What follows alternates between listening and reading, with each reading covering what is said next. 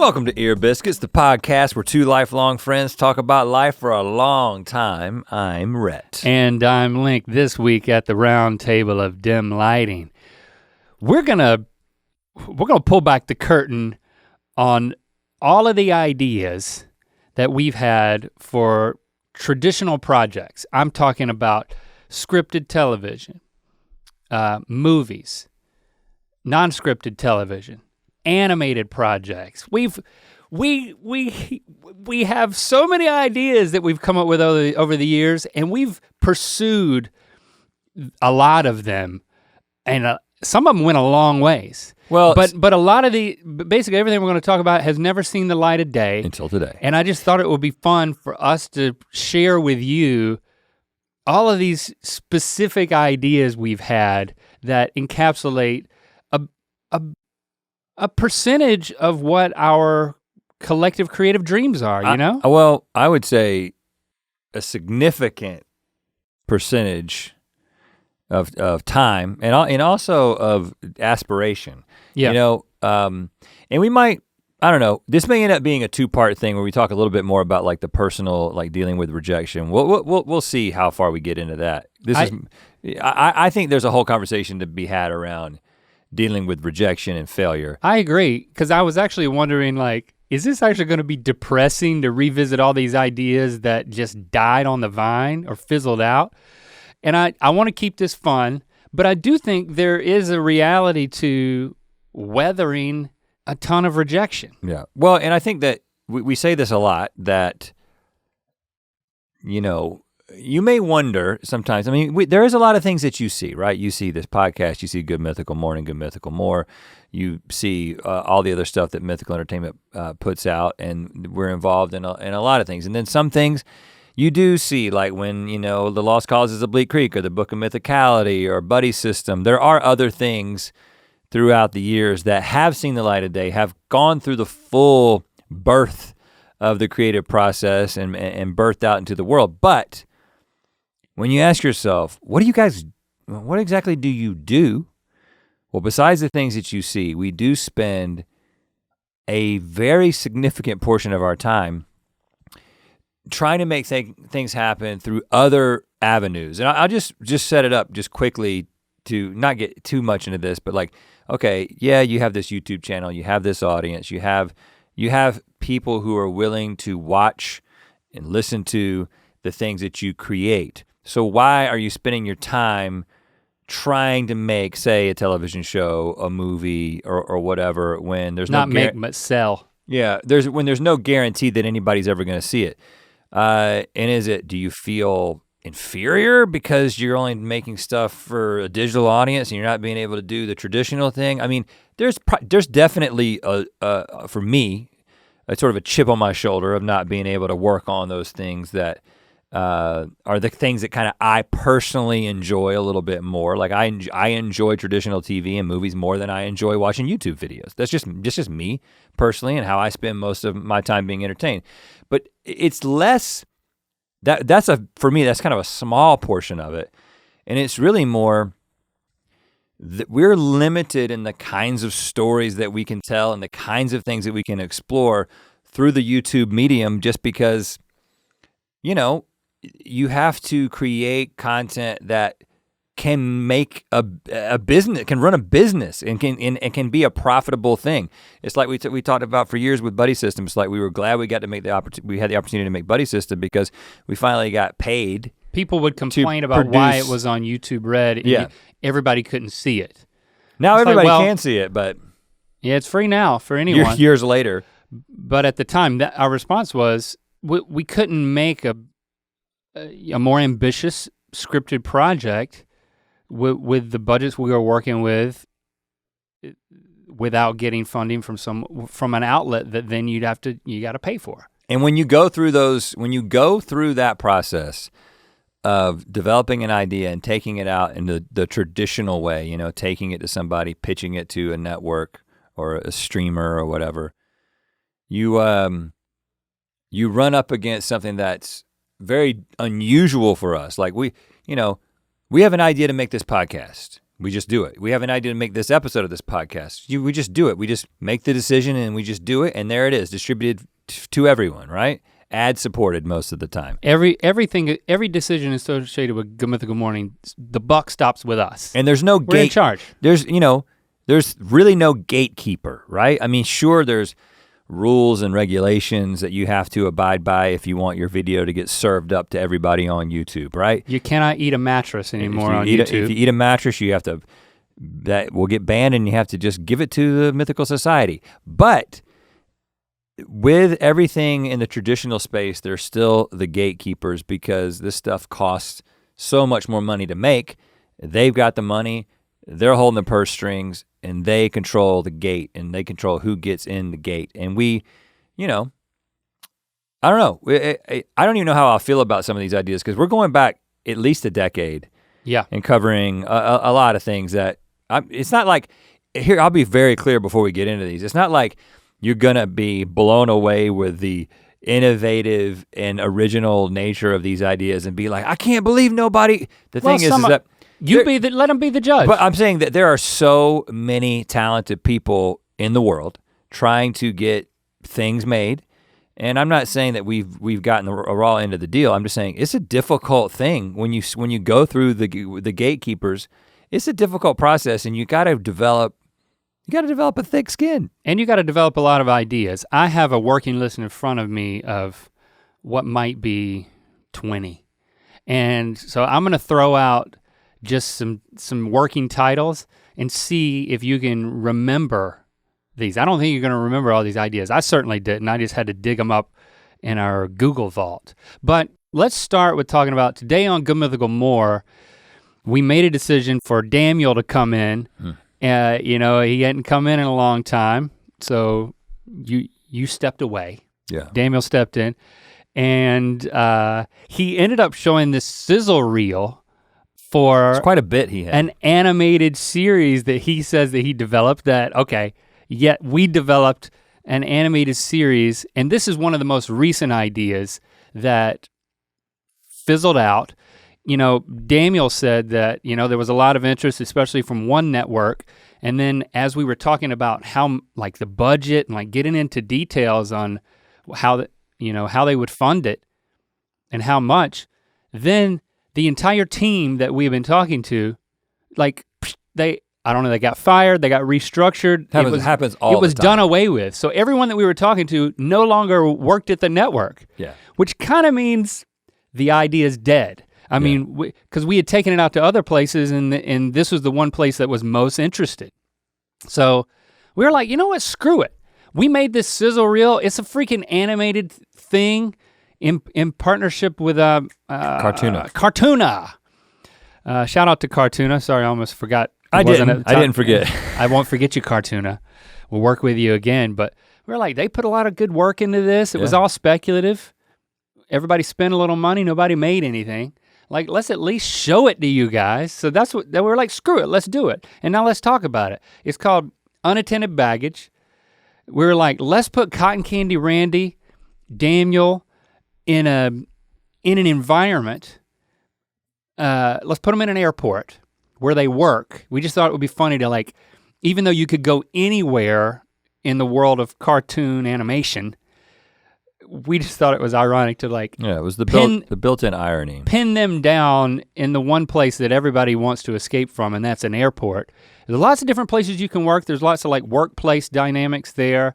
So we started to build out what that might look like. It was based on the one time that I think Daniel and Cotton Candy Randy got together in either a GMM or a GM More episode, and we were like, these guys are so otherworldly, I mean literally in some ways, that this seems like the perfect thing to put them together in an animated show. And, but the idea was, okay, so you got me as Daniel, you got Jordan as Cotton Candy Randy, and then, well, I should be in it too. This needs to be a trio. And so the original idea basically just had you as kind of a grounded character. I don't know exactly. Your name may have already been Leroy, but you were essentially Link and you were using your regular voice. And we actually did a whole, like that, in fact, the the animation and everything was originally just you talking in your normal voice. And then we got to get a funnier voice. And then we're like, this character needs to be funny. Too much opportunity for this character to be funny, and so then you basically ended up kind of doing your Forest Patrol voice. Right. It's essentially the same guy. Because as much as people want Forest Patrol to come back, like it costs a lot of money to animate. And we just can't justify or support that just online. Again, you make a So I was like, I'll just take that characterization, I'll bake it into this character, and we'll see what happens. I thought it was a big improvement. I gotta say, I mean, listen, I don't want this to be a downer, but I am gonna just be honest with you as we revisit these ideas. And I still think that Unattended Baggage could be a great show, especially in the way that we kind of developed the pitch, even after we developed the scissor reel. Yeah. But I gotta say. And we should talk about, I wanna say what that is, because I think that's the strength of the show is actually not in the sizzle reel, because we got going, we wrote something, it was animated, and then we were like, you know what? And it was called Fairview, because Fairview International was the name of the airport. Yeah. But then we started to really dig into the characters, and we were like, I think there's something about dealing with masculinity, toxic masculinity, stereotypical masculinity, and guys getting in touch with their feelings and their trauma potentially. Well, and every one of the characters ended up, it was very clear, every one of the characters had some baggage, had some psychological things, some trauma in their background that really contributed to who they were, and actually contributed to who they were and what made them funny. So let's play with that and like within their world, let's actually grapple with therapy and their need for therapy. Informally through other characters, and then we changed the title to Unattended Baggage. And every episode was going to be, not necessarily every episode, but in many different episodes, if it was gonna be often, a device that we were gonna use was gonna be a flashback to the childhoods of each one of our main three characters, so that you kind of explore the relationship with them and their parents, and then how they're, as adults, having never properly dealt with all their unattended baggage as kids, are kind of working that out in two hilarious ends as adults. So that's what the show became. It's not really captured in the reel. The sizzle reel was like this section of the pilot. That's what we were excited about though, was when we got into the exploring the guys and therapy of it all. Yeah, I have absolutely no idea. I'm sure we'll see in the comments how people will respond to us showing that to them, I think we did it in a way that was a bit confusing, because it's like, is this real? Was this real? I thought that was fun. Have they really committed this much to this bit for him to show this? I don't know. Now you know. I think the show would be much better than the sizzle reel indicates, but you be the judge of what you think this. Listen, if those people weren't laid off, we'd be making the show right now. Because I also think that they understood what we were doing and how it had kind of updated, and I have mixed feelings about that one, because I still feel like there's a viable show there. I just don't feel like we executed the pitch that great, and then of course things outside of our control caused it to fall through. Okay, so that was like one of the more recent ideas. I want to go back to one of the first ideas that we came up with. Now, we're going back to the Online Nation days. So we were coming out here, we were hosting the show, basically beginning to host it as it was already beginning to be canceled. One of the producers on the show, Paul, he became our de facto manager, because every time we came out here, we were like, okay, we got ideas. We got to get something else going. We got stuff we want to do. Paul Cockrell, he was basically the guy who discovered Pauly Shore. Mm-hmm. The reason why Pauly Shore was the VJ personality that he was on MTV was because of Paul. And he was instrumental in basically establishing Los Angeles as a home for MTV as well, from New York, because it had basically been a New York thing. Yeah, he was the first LA guy. And then the other producer of Online Nation was David Hurwitz, who was an executive producer on Fear Factor back in the day, years earlier. Who famously said to us while we were hosting Online Nation, more energy. More energy, that's all he would say. More energy. But Paul was more hands-on. We say that as an inside joke. So Paul became our de facto manager, so he was the one that we were talking to about all these ideas, scripted and non-scripted, and he was like, well, it was like, yeah, we got a scripted idea, we can write a pilot. And we went back home and we wrote what eventually we called Legitimate. So that was before the reality ideas, or I think at the same time, because I've got the script on my computer and it says copyright 2012. I think at the same time we were also developing non-scripted ideas. We had 2 of those. But we shot sizzle reels for those. Those were before, because we still lived in North Carolina, because I remember being in the Lillington, going around Lillington shooting some of that stuff. That's where we were when we started writing Legitimate too, so they were happening at the same time. Okay, so I guess it was just 2012 is when we can talk about the non-scripted stuff. We had this idea for a reality show, kind of like Dirty Jobs, but instead of micro, it's the 2 of us going around to like redneck, what I call redneck hobbies. Lawnmower racing. Redneck pastimes. Yeah, lawnmower racing, noodling. That's where you dig your hand down into a river and you get a catfish to eat your hand.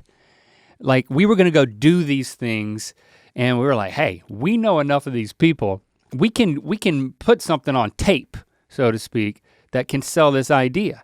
Because it's like, hey, we still can tap into that good old boy nature, we still live here in Harnett County.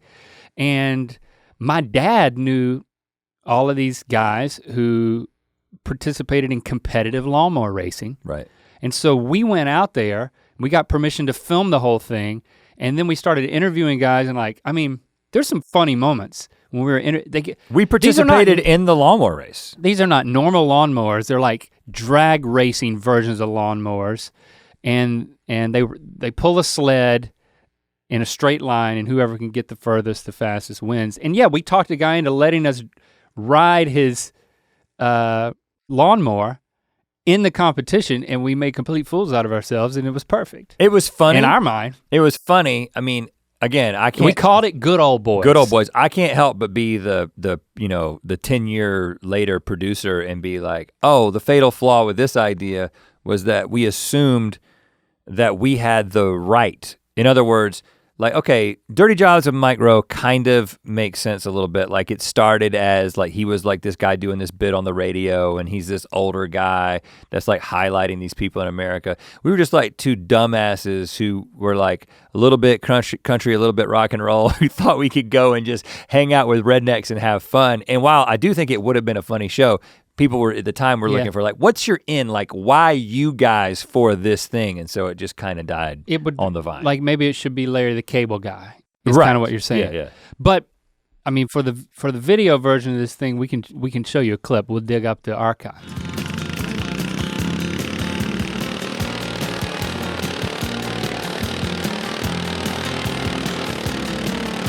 At the same time, we developed another pitch because we told Paul, well, we also have engineering degrees. We can, we're smart guys.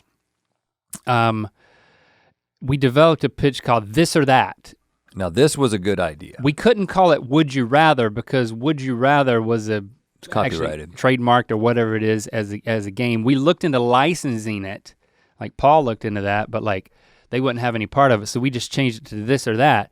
But it was as far as I can remember, we would pick 2 things. Well, it was a Would You Rather scenario. It was Would You Rather. That could actually be carried out. And we would both do one side of the thing and come to the decision of which one was the actual correct answer. We would actually definitively know because we've experienced both sides of it. So like, we shot a reel for that too. Would you rather? There was a fire hose involved in one scene. I think it was, would you rather be pelted with a full blast of a fire hose for X number of minutes, or have to walk around town an entire day completely soaked?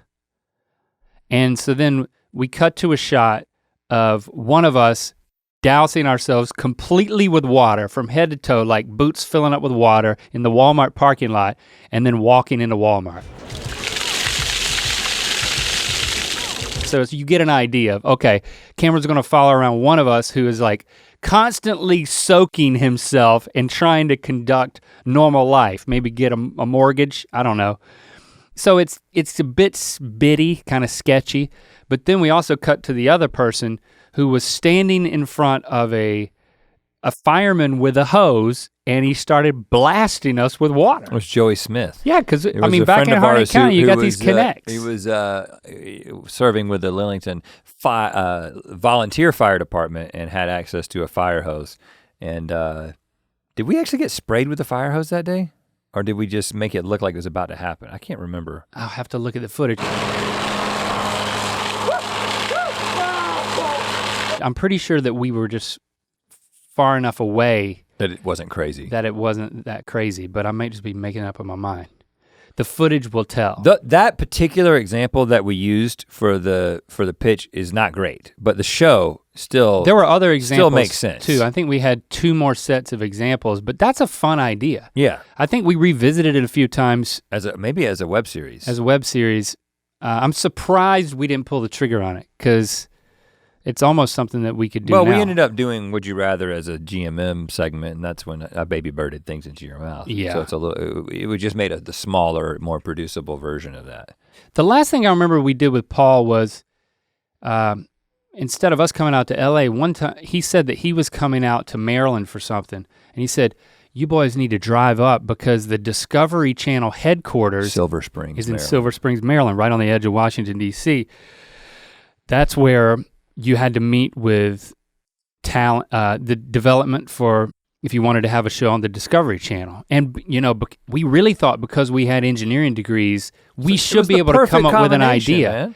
Did we take this or that to them? Yeah. I think we took a couple of other ideas, but I remember it being all the ideas. It was more of a meet and greet meeting too, where it was like, yeah, we should work together. Sometimes it's not about the pitches, it's just about getting to know I remember I remember an idea that we pitched to them, and I'm afraid to. I still think this is a great idea for a show.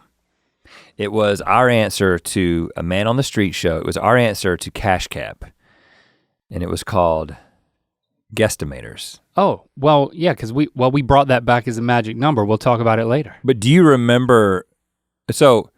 The Guesstimators idea, which yes, we brought back as a different idea that was more contained, but the original idea for Guesstimators was that we would be, and this is sort of based on the thing that we do on GMM sometimes, which is we try to guess a number of something. But this was like, you're on the street, and let's say one episode takes place in New York City, and so we walk up to somebody on the street and we say, "Sir, right there, you see the Empire State Building? How many windows, individual windows, do you think are on the Empire State Building? If you can get within 10, you're gonna win $1,000 right now," or something like that. And so then it would be like the dude would guess and he would be wrong or he would be right.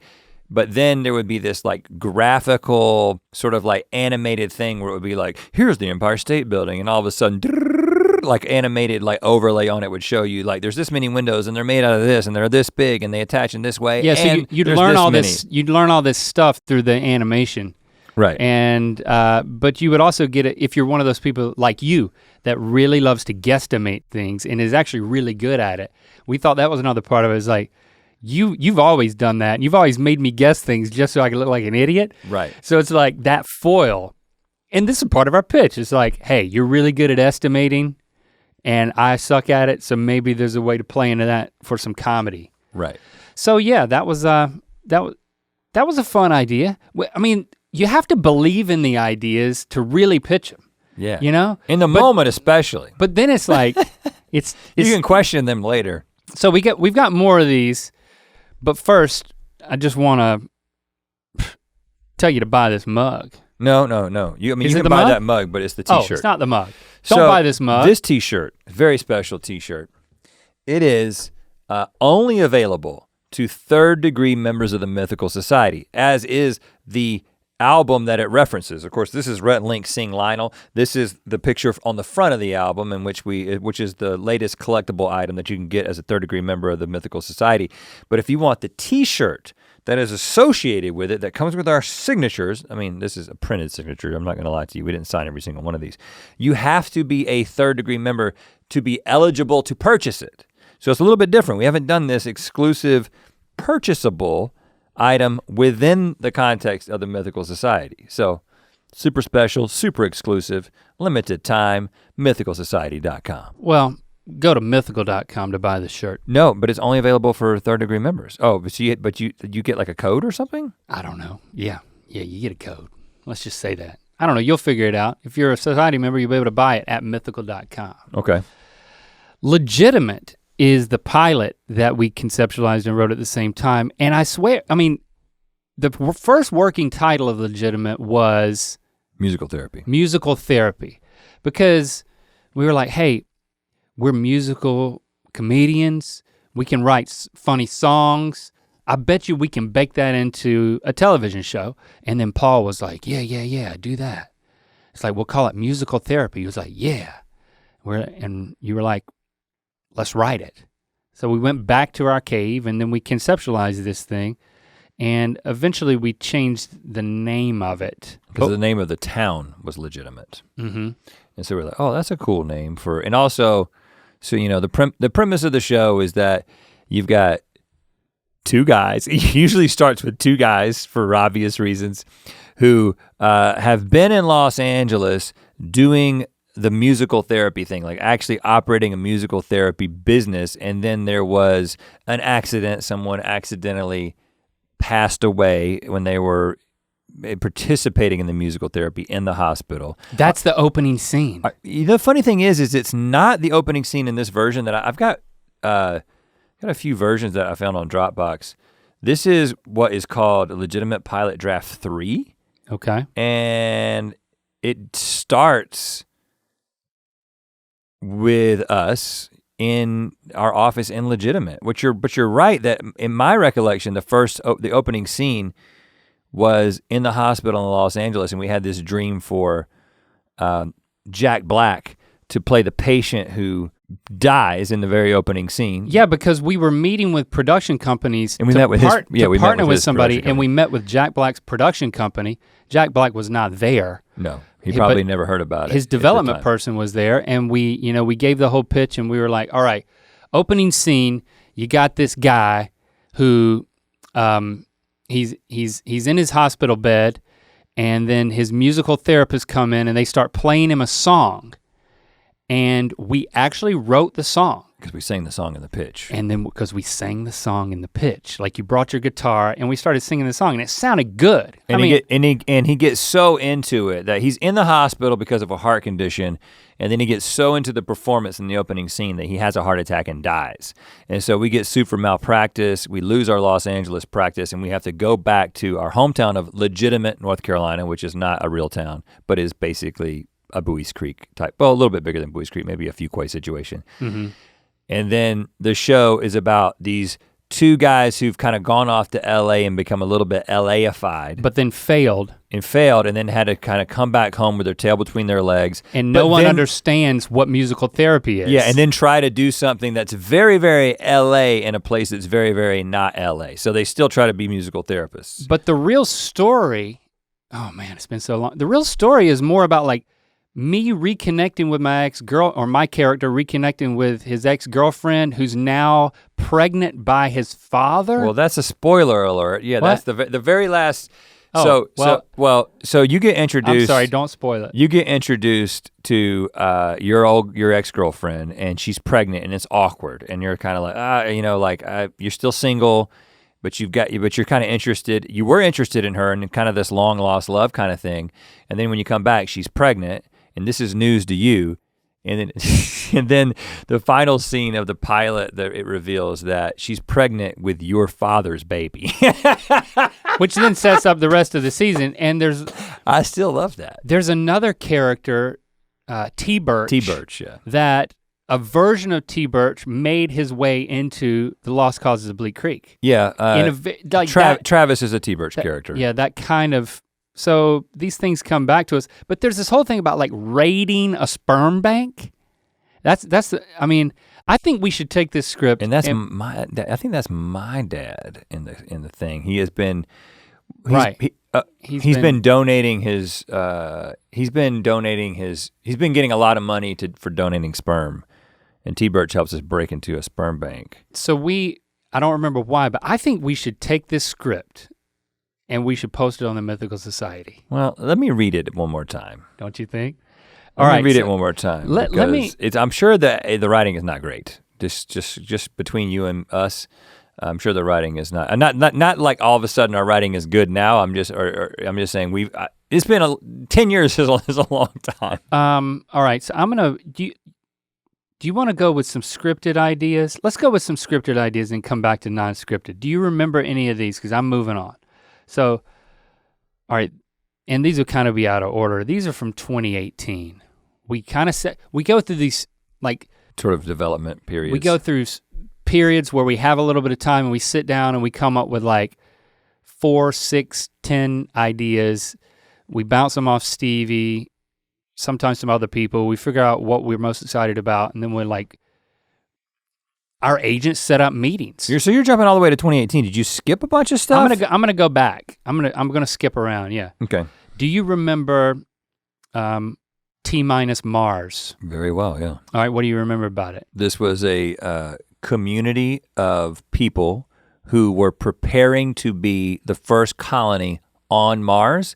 And in preparation to become the colony on Mars, they had to live in this replica biosphere on Earth for an indefinite amount of time as sort of a test, like a psychological test and a sort of a how well can they get along with each other in this space on Earth. And it was paid for by an eccentric billionaire, a woman who had gotten all her money by inventing some ridiculous, some kind of weird shoe. What was it that she had invented? She'd invented a weird shoe, which incidentally, I think— The flip? It's a flip-flop that doesn't make a flip sound. Doesn't make a flop sound, I guess.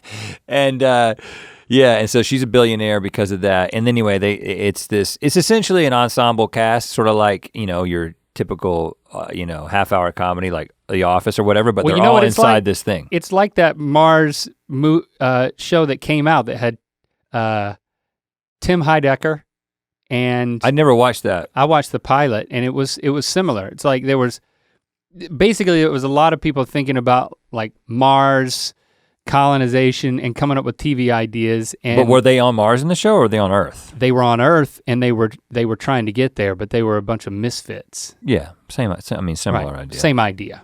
And to be clear, I'm not saying it was what do you call it? Multiple discovery is what they call that in science. It happens all the time in entertainment where two people come up with similar ideas at the same time. It was a bit too obvious, and we were a bit too better. Late. At the same time, we put that one out there. We also put Beef Queen out there. Beef Queen is the story of a family fast food owned franchise, sort of like an In-N-Out situation. And the father is basically suffering from dementia. The guy who founded, sort of like a Ray Kroc kind of thing, he founded this incredibly successful restaurant, and he's on the way out, and his 2 daughters, he's handing the business over to his 2 daughters, and he's got one daughter who's like the older daughter, and she's like totally committed to the vision and has been on board the entire time, and you've got the flaky younger sister who's sort of like this new age hippie who kind of stands for all this stuff that is diametrically opposed to beef, selling hamburgers to everyone and what that does to the world. Yeah. And the husbands of each one of these. So I was going to play the husband, Maze Hendricks, who was sort of the hippie husband of the younger sister. An unaccomplished abstract artist who married Denise several years ago. Given his obsession with social and environmental justice, he convinced the sister to start Love Queen shortly after joining the family. He's the polar opposite of the typical Beef Queen customer. And to be clear, Love Queen is the philanthropic arm of Beef Queen, which is basically designed to offset all the harm that Beef Queen does to the world. Love Queen is kind of trying to like minimize the carbon footprint or offset the carbon footprint, right? So that's the thing that Maze is in charge of. Yeah. But then your character. Kevin Pekarski. Pekarski. 2 cars. Read his description. Is Danielle's brand new husband. He's a small town guy who was, up until recently, just a manager of a beef queen in Ohio. Now to be clear, we're talking about the daughter, the super ambitious daughter who's the real sort of business mind.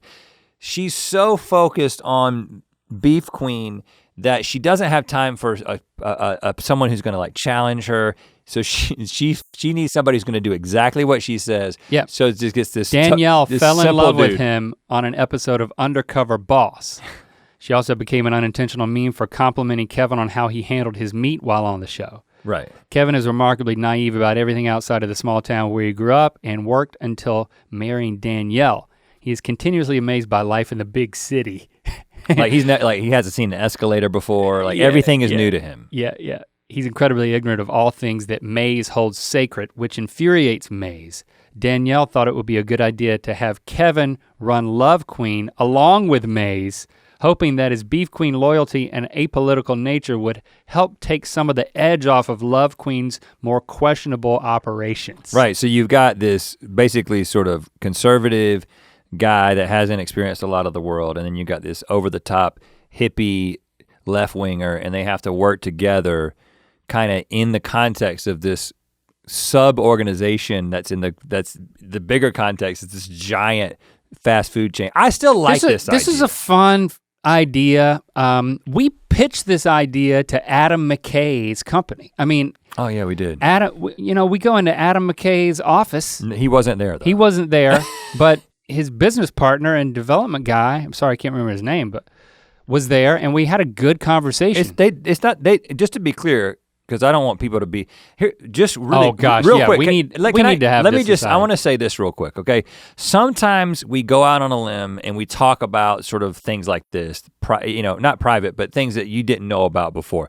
Like a prime example is several years ago when I auditioned to be Taserface for Guardians of the Galaxy, right? And I told the story of the audition, and all I said was that the audition went well and that there was like a second level of interest. Like it wasn't like they just, I heard through the grapevine that and the director, James Gunn, liked the audition, and that's all I said, right? And we thought it would be cool to tell you that. And that got turned into one of you, going on to James Gunn's Instagram page and commenting on a completely unrelated post and asking him the question. And he was answering questions on Twitter. Now we don't know who made the post. I think it was on Instagram that if you're starting to get embarrassed right now, we do not know who you are. We didn't pay attention, and we're not holding it against you. And we don't remember your name, but so don't sweat it. But what you said was, is it true that Rhett McLaughlin was the first choice for Taserface?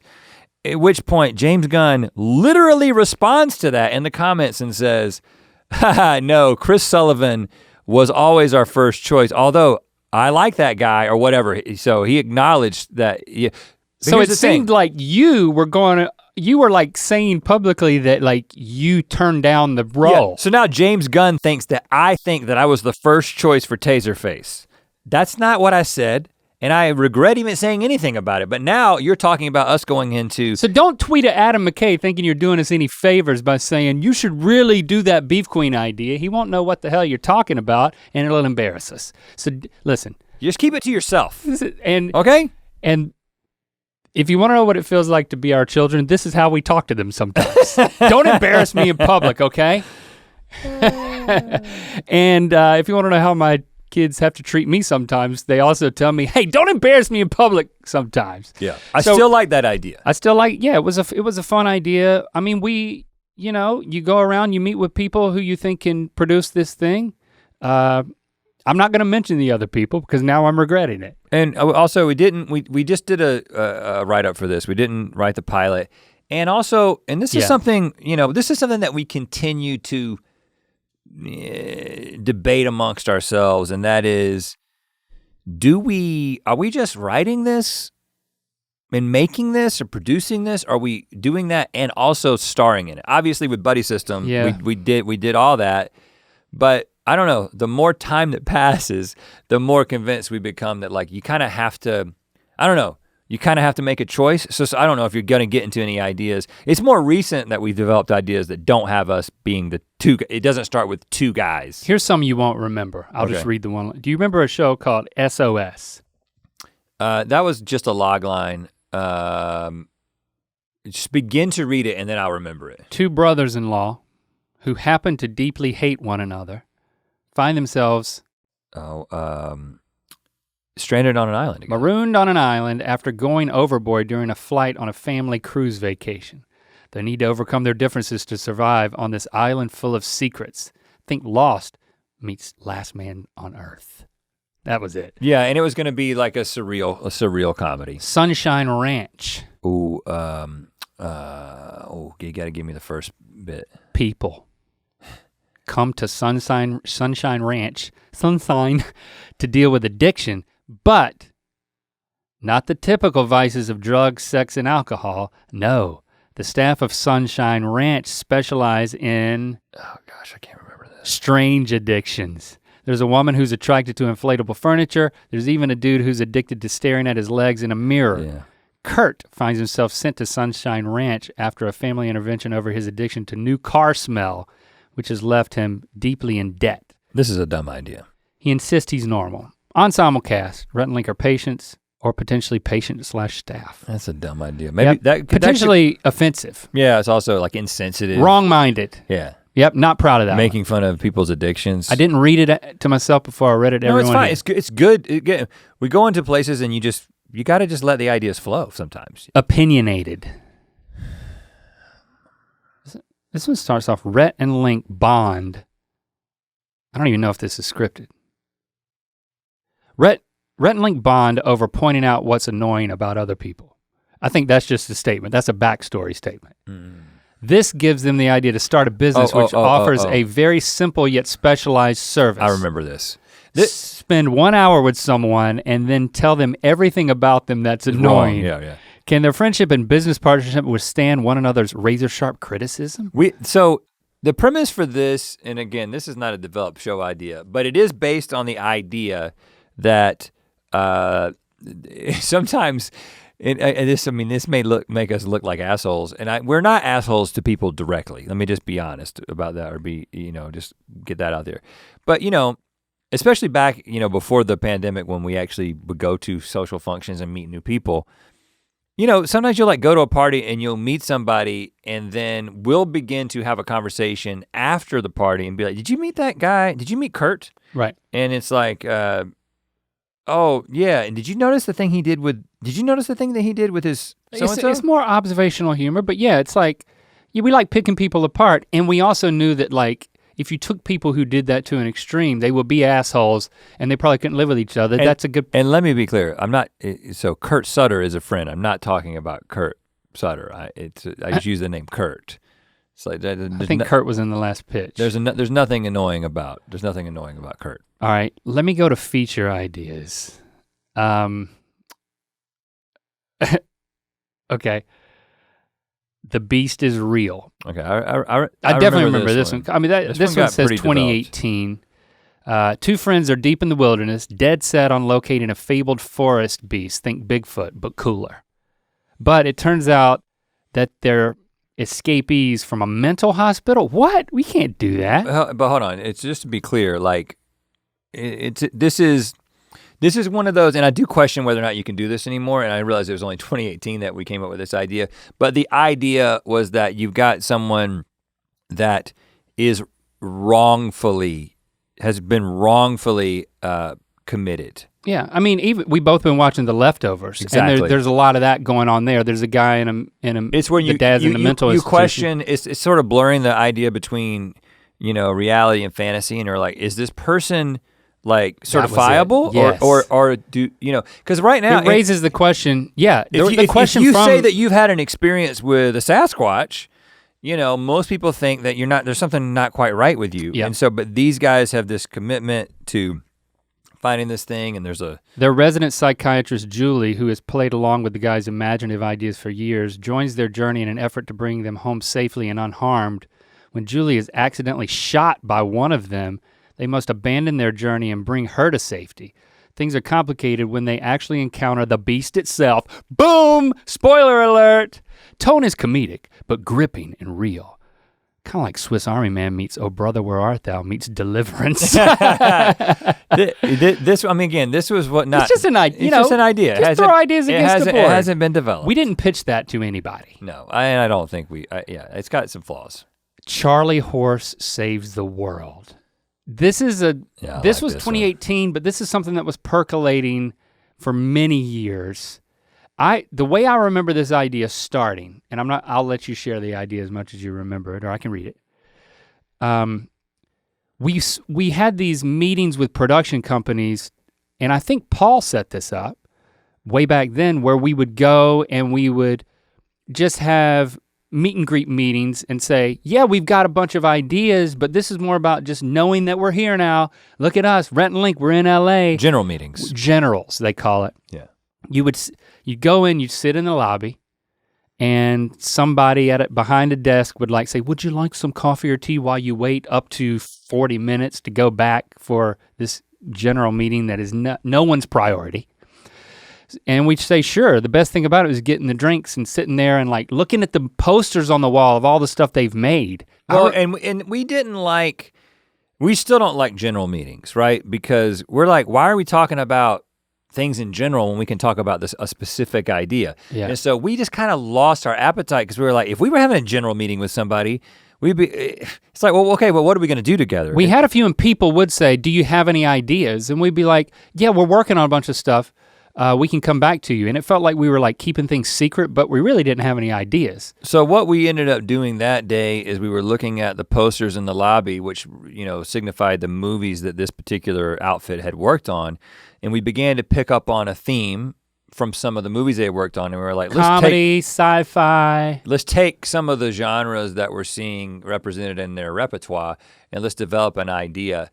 Right now sitting on this couch, and then when we went into the room and they asked us, do you have any ideas? We pitched it like we had come up with it a long time ago. We developed this idea 5 minutes before the meeting, and then we go into the meeting, and when they say, you got any ideas, we pitched the idea, and they liked it. And they were like, okay, once you start writing that, come back to us, which is, now we know is code for I'll believe it when I see it. Okay, I'll see what I can remember about this idea, but I gotta tell you, I still feel like this is a viable idea. It's just a little bit too big budget for us at this point. This might be if we actually make a movie and people like it.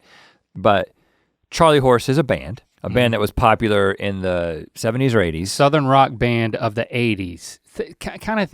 We were thinking Alabama meets Allman Brothers. Meets Allman Brothers in the 80s. And Charlie Horse is a really good name for a band. Yeah, because if you punch somebody in the leg, they get a Charlie Horse.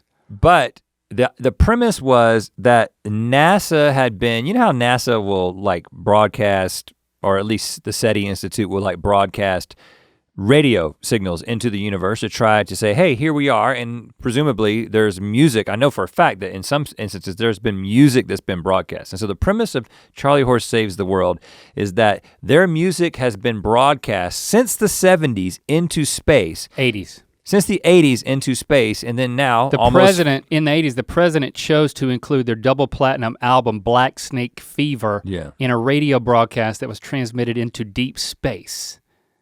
It turns out the broadcast created some extraterrestrial superfans. Yeah. You remember anything else? I remember that the aliens come to Earth. Over 30 years later. And their mission is to find Charlie Horse, which incidentally has disbanded by this point. And so Charlie, or whoever's in charge of Charlie Horse. Probably Horse. Has to go and try to assemble the band and get them back together so they can save the world. Yeah, it's not an easy task, but once the boys get back together, their new songs are so bad that they offend their alien visitors who vowed to destroy the planet. Can Charlie Horse pull off one last explosive performance and save Earth? I love this idea. Yeah, because there's definitely something to this. Because if you look at 80s era Alabama, they're just such ridiculous characters. You can see Will Ferrell playing all of them at the time. And we were like, we can confidently play these characters, but we can also get some more seasoned comedic actors to sort of take the lead on this one, and we'll just be part of an ensemble. What about Catch and Release? That is a mockumentary about a famous fisherman who runs a like a fishing channel, and there's a new like hotshot. I can't remember exactly what happens, but it's basically a documentary about professional bass fishermen. Early '90s, Skeet Nixon, and it's good. You got a good memory for this stuff. I mean, when you come up with it, it's easy to remember. Set in the early '90s, Skeet Nixon and Dale Dance are the most popular professional anglers in the world. Yeah, they are. Which doesn't mean much. They each have primetime shows on Fish TV, and they're mortal enemies that have been locked in a bitter competition for over a decade. When Fish TV's ratings plummet due to the lack of interest in professional fishing, a smooth-talking reality TV producer talks Skeet and Dale into moving into a house together to start a reality TV that's show. So good. This is still a good idea. We could make this with no money. This is a low budget idea, for real. This is not Charlie Horse Saves the World. This is something that we could make for, it costs a lot of money to make movies, so when we say something like $1 million, you just need to understand that that's not a lot of money in the movie world. But that's a sub $1 million movie right there. All right, I definitely remember when we came up with the idea to come up with an idea for a Christmas movie. I still believe we in were this. surfing, and then we went to that restaurant that overlooked the surf. Oh yeah. And it was, Man, and I had on good old days. a winter coat and my swim trunks. And we sat out there and we were like, we can sit here and come up with a Christmas movie idea. Yeah. And we came up with the perfect gift. At a loss as to what to get his wife for Christmas, a man takes the advice of his 12-year-old stepdaughter and uses a service that claims to select the perfect gift for someone by analyzing their DNA. Hey, I'm hooked. When it turns out that the gift is in fact too perfect, the man finds himself going to extremes to get his wife back. Yeah. That one got a little fuzzy for me. Well, if I recall this one correctly, because I actually spent way too much time on a write-up on this one that I remember then, Stevie ripped to shreds, I think. No, see, now you're gonna throw Stevie under the bus. Hey, I agreed with her. This is not a. Sorry, I couldn't hear what you That said. scared the crap out of me. I thought it was Stevie under the table, but it was your freaking. I have no problems with being told that something is not a great idea, and just because we can make it sound like it's a good idea to some of you guys, doesn't mean that it's a good idea. Because let me just go on and tell you that what ended up happening in this movie was he gets his wife a power drill. Oh yeah, it got really weird. And it's like, well, he got his wife a power drill, and it's like she's never been into like anything related to like fixing things up. She, this is totally out of. Not because she's a woman or any sexist reason, just because of who she is as an individual. But there was irony in the fact that she was a woman who was suddenly into a power drill, which I understand. Oh, she was into it. That's right. No, she was so into it that she becomes obsessed with the power drill, and basically it's kind of a phallic symbol. She doesn't have sex with the power drill, but she becomes so in love with the power drill and using it that she's screwing everything with this power drill and drilling everything. And it's kind of like a Bean John Malkovich kind of. And she becomes so obsessed movie. with this power drill that then he has to go and meet with.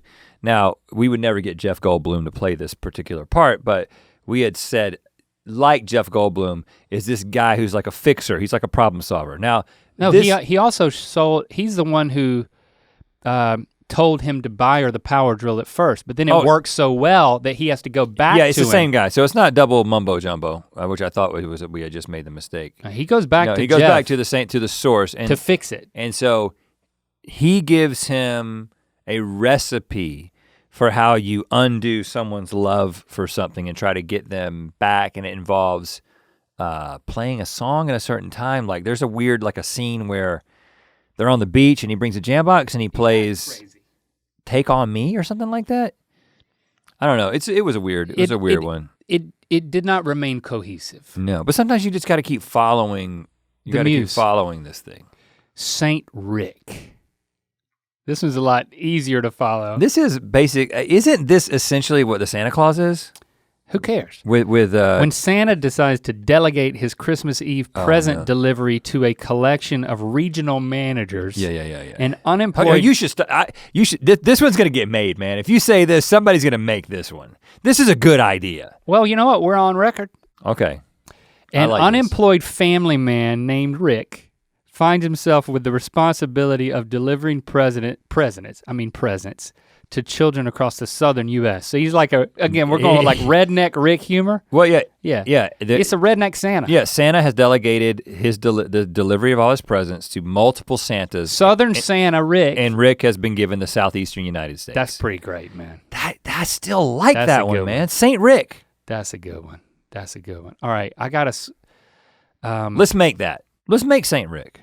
See, here's the thing. You think that when we say that, then you can't just go make it. You got to get somebody who's like, yes, I think Saint Rick is a great idea for a Christmas movie, and I believe that you guys can write a great script, and I'm gonna give you this money to do it. Yeah, I'm trying to find out.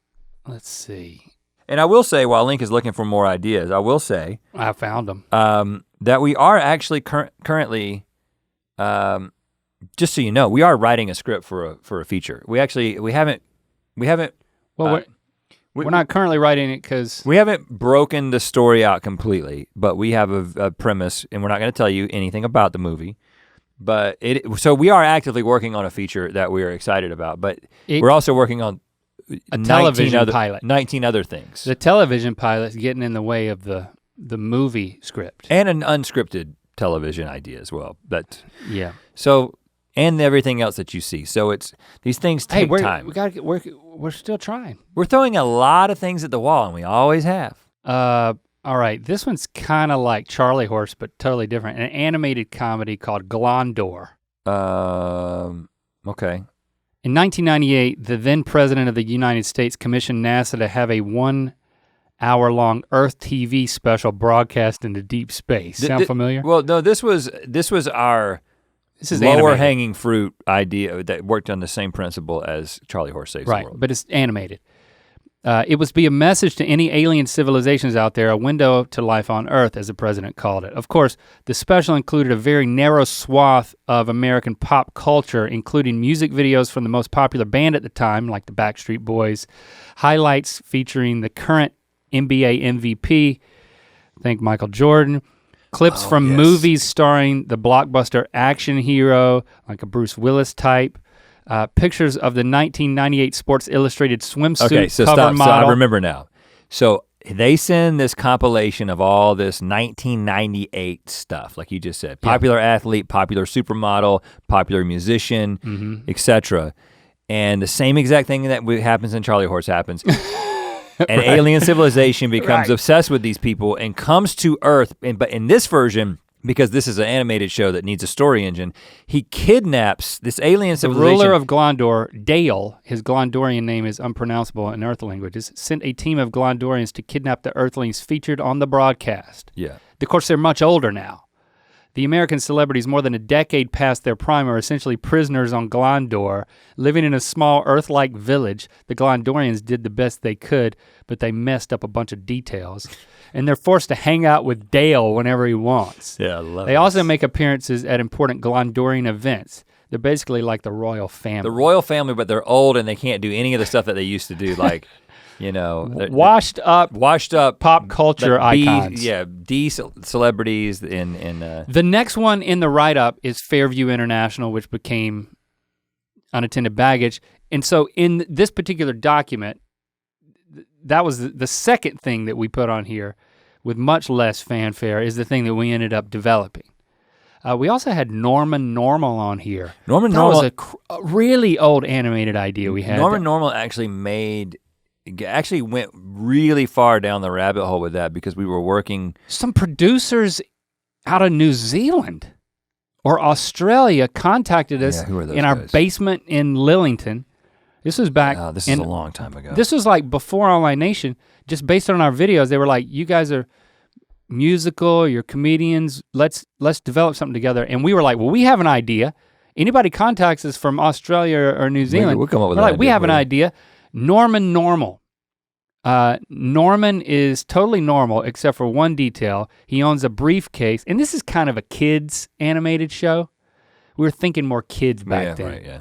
Norman owns a briefcase that contains 2 pint-sized superheroes, Rhett and Link. Hey guys, that's us. This might seem useful until you learn that Rhett and Link each have a different superpower every single time Norman opens the briefcase. So Norman would be dealing with the everyday He problems. was a landlord of an apartment building. And so he had like normal, not sensational, but just normal problems.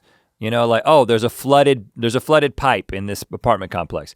And so he would open up the briefcase and Rhett would have one superpower and Link would have another superpower. But it might be something stupid like, well, Rhett can shoot spaghetti out of his butthole and Link is invisible. So it's like, okay, what can I do with spaghetti and somebody I can't see? And then he would close it and open it immediately. And it would be 2 completely new novel superpowers. And he would do that until he got to superpowers that would help him with his mundane, normal problem. Right, and the cool thing was we pitched this and they were like, we like it. Well, let's do something with it. And they said, if you don't mind, I could take a stab at starting the pilot. And remember, because they had written some stuff, they had produced some stuff, I think it was on like Australian television. Yeah, I don't remember many details. So we kind of trusted him, and the dude wrote a pilot, and we were kind of blown away. We were like, this is crazy. Do you have a copy of that? I'll look for it. And why didn't anything happen with that? Because I think we got cold feet. Let's see if there's anything. Nope, don't have anything earlier because I didn't move it to my Google Drive. I could probably find it somewhere. It might be on my Dropbox. I mean, we've got some unscripted ideas. I don't want to go through those because they're more recent. They're based off of like spinning off ideas from Good Mythical Morning into their own shows that we would host. That's when Guesstimators came back as a show we were calling The Magic Number. Norman Normal Draft 1.6 doc. Oh, you found it. Pilot Read the episode, opening. beat sheet, draft 1.5. I remember he was on 2009. 2009. That's crazy. Okay, opening title montage. Montage would be shot as an action hero show open from the 70s, but slowly anticlimactic, showing anticlimactic events. That's great. Norman is doing very mundane everyday activities from brushing his teeth to minor repairs around the apartment block. Rhett and Link are singing the opening theme. Each of Norman's mundane tasks ends with a superpower moment, mostly bringing a smile to the situation and a quick cut to Rhett and Link performing to acknowledge the origin of the superpowers. Let's see yeah. Written by Andrew Horn. Shout out to Andrew. Thanks for believing in us back in the day. I mean, there's other stuff we can unearth. Maybe we'll do that at another time, but like that's pretty much everything that I had unearthed that I wanted to talk about. I mean, I definitely remember going in for the pitches, and I do think, like you said, we can talk more about like what's the psychological impact on people who have all these creative aspirations, like and being rejected so many times.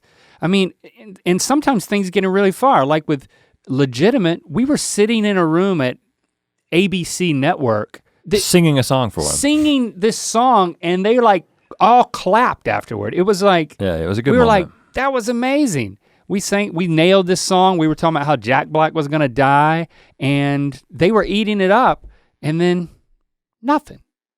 Well, okay. You know, so I propose that we pick up, that we talk more about the existential crisis of rejection. Yeah, I think because in the next episode. Yeah, so we'll take the next episode to talk about what experiencing that level and that amount of rejection has done and how that might relate to you and the things that you're trying to do. I will say that we live in a weird, we kind